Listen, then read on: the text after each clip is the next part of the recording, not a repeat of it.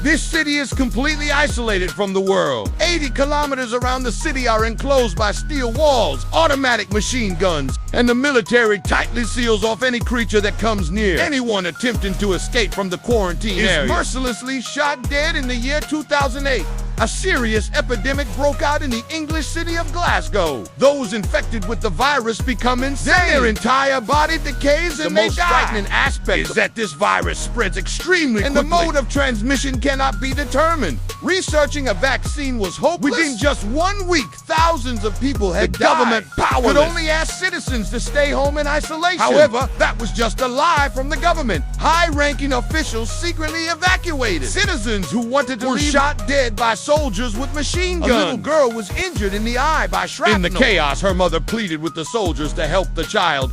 One soldier, unable to leave the girl in this hellish place, gave up his evacuation spot. Since then, inside and outside the quarantine wall have become two completely different worlds. The government constructed an 80-kilometer-long, a 30-meter-high quarantine wall reinforced with steel. The surrounding area was heavily mined. The airspace was designated as a no-fly zone, preventing any living creature from escaping. Those inside could only survive on their own or die from the virus, or perish due to material shortages. Eventually, scenes of cannibalism even emerged inside the quarantine zone. Civilization and social order completely vanished until the year 2035. The young girl Sinclair, who once luckily escaped the quarantine zone, had become a skilled special operative. Her injured eye was replaced with a high-tech eye, which not only functioned as a surveillance camera, could also be used as a reconnaissance device, serving as Sinclair's invaluable assistant in many dangerous missions. However, Sinclair always had a lingering regret. Her mother, whose appearance she had almost forgotten. When they parted, her mother left a letter with a name and address, but the quarantine zone separated them forever. Mr. Nelson Sinclair's former superior, who had witnessed her grow up, felt great sympathy for her. He advised Sinclair to take a leave of absence, but she refused. This time, Sinclair completed the mission again, dismantling a human trafficking ring. However, upon inspection, the task force discovered many people infected with symptoms identical to the Glasgow virus from years ago. The government is taking this issue very seriously, as it might not be long before London becomes a dead city. Glasgow, some officials suggested home quarantine first, and if the virus truly spreads, then evacuation will follow. Mr. Nelson believes that doing so would be akin to repeating past mistakes. They must have effective countermeasures to prevent a disaster from occurring. At this moment, Prime Minister Nelson secretly reviews a document. It turns out that over the years, the government has been using satellites to monitor the quarantine zone. From the satellite images, they discovered that there are still survivors inside. This means that the people in the quarantine might have found a way to combat the virus, or even developed a vaccine. If they can infiltrate the quarantine zone and bring the results out, they could save everyone.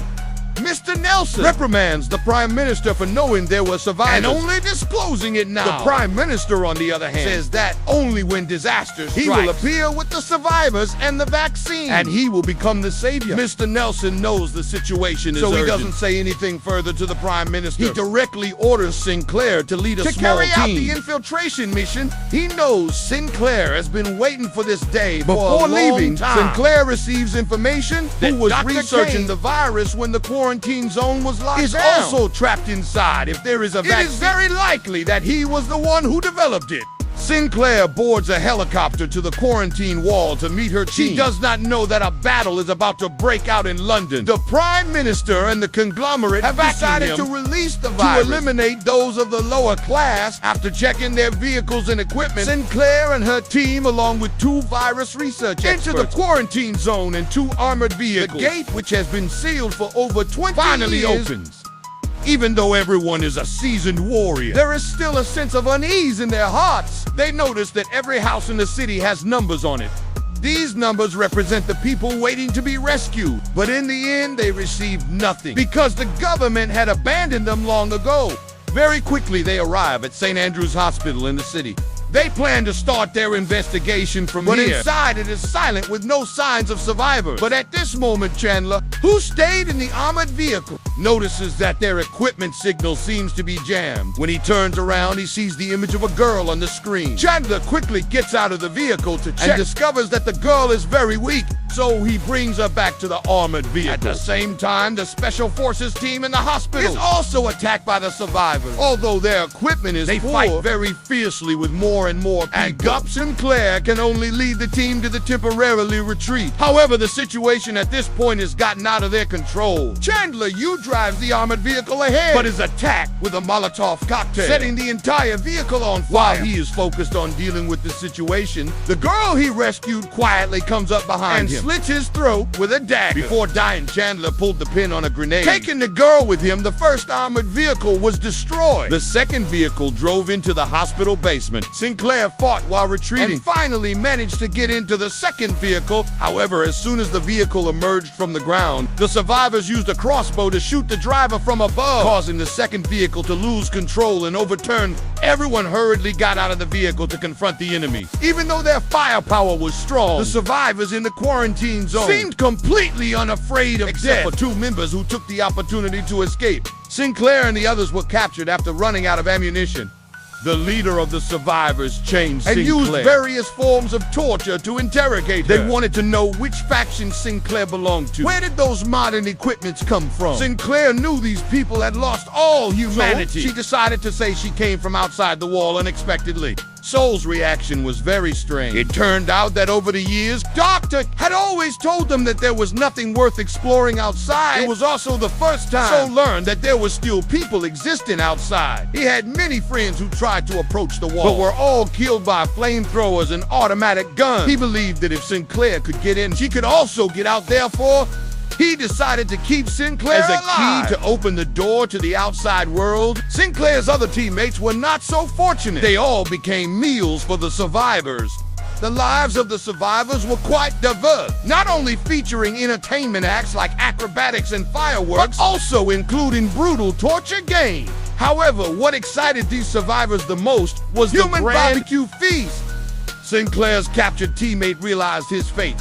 The anger inside him made him spit at the survivors, but the flames rose, leaving only the sounds of agonizing screams. While the survivors were having a barbecue party, Sinclair was looking for a way to escape from the prison. A guard brought a plate of barbecue, preparing for her to taste the flavor of her teammates. Seeing this, Sinclair used her right hand to grab the chain on the guard's ear, forcing him to open the door, then knocked him unconscious. Another guard who was examining the watch he had just stolen was also knocked out by Sinclair before he could react. But as Sinclair was about to sneak away, a girl from another cell called out to her.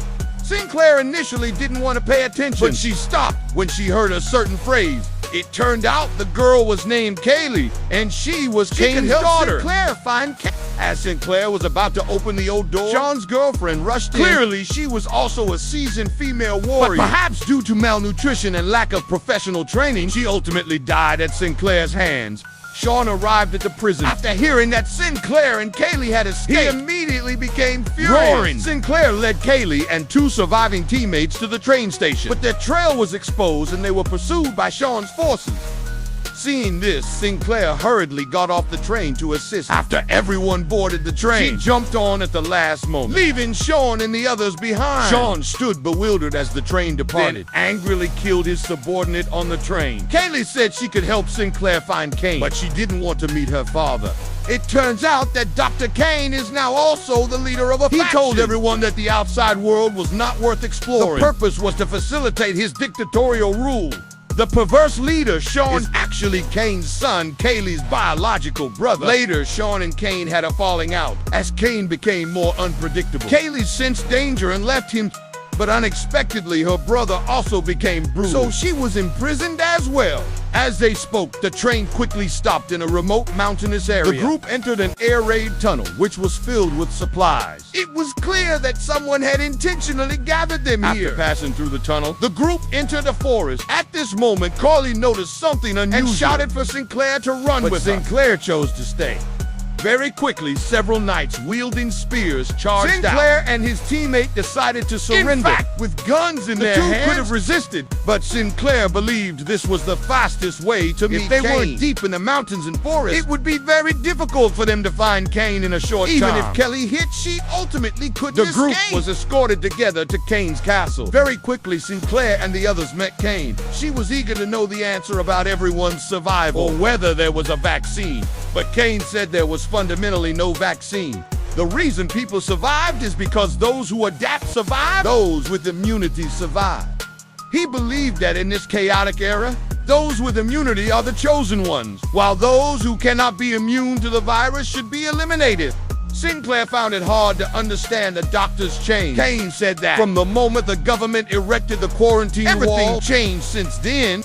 Cain has been filled with hatred toward those outside and does not want anyone to take away his power. He knew that the government outside was surely monitoring the quarantine zone, so he chose to build his base in mountainous area to prevent any information from leaking. He decided to execute Sinclair. Sinclair thought it might be difficult to escape, and the quarantine zone was a mistake. The outside world had also descended into chaos. The virus spread wildly. Even the presidential palace was attacked. An infected person almost touched the prime minister and the tycoon, Canaris. Fortunately, Nelson managed to shoot the infected person in time. However, the prime minister still faced the blood of the infected person splattered on his face. Seeing this, Canaris immediately ordered to abandon the prime minister. The ruling class in England fell into chaos. Inside the quarantine Sinclair had to face execution. It was a medieval-style duel, especially since her opponent had armor and weapons. While she was unarmed, this was an uneven match. Merely entertainment for Cain and the survivors. However, Sinclair did not give up. She relied on agility and movement to injure her opponent, but her bare hands were essentially ineffective against her armor, so she seized the opportunity to jump onto the stand, snatch a weapon from a guard. With a weapon in hand, Sinclair became unstoppable, ultimately using her agility to counterattack her opponent. Cain was extremely angry at this scene and immediately ordered Sinclair's execution unexpectedly. At that moment, the entire castle shook violently and began to collapse. It turned out that Sinclair's teammates had not abandoned her, to killing the guards along with the virus expert, and Kaylee escaped from prison, causing this massive explosion. An archer took advantage of Sinclair's moment of carelessness to try to shoot her dead. Fortunately, her teammate noticed in time and shot the archer dead with a pistol. After that, they met up, seized a few horses, and fled. Cain's subordinates did not give up and pursued them in droves. Sinclair and the others found a new vehicle in the air raid shelter, a brand new limited edition Bentley with several barrels of gasoline beside it. Everyone was overjoyed, refueling while searching for other useful items. Sinclair also found many mobile phones still in their boxes. As they were ready to leave, Cain's subordinates caught up with them. Sinclair's teammate, while covering the rear, was hit by an arrow and heroically sacrificed himself. Sinclair was very sad, but now was not the time for grief. She drove the luxury Bentley out of the air raid shelter, finally escaping Cain's territory. After getting outside, Sinclair used the stolen Nokia phone to call her superior, Nelson. She said she had obtained the vaccine and was on her way back. Nelson also revealed the situation outside to Sinclair. The virus had spread widely. The prime minister was dead. The one in power was Canaris. Upon hearing the news, Canaris prepared to personally go and meet Sinclair. However, at this moment, Sinclair was blocked by Sean. The small Santana police car continuously chased the Bentley, while motorcycles attacked from both sides.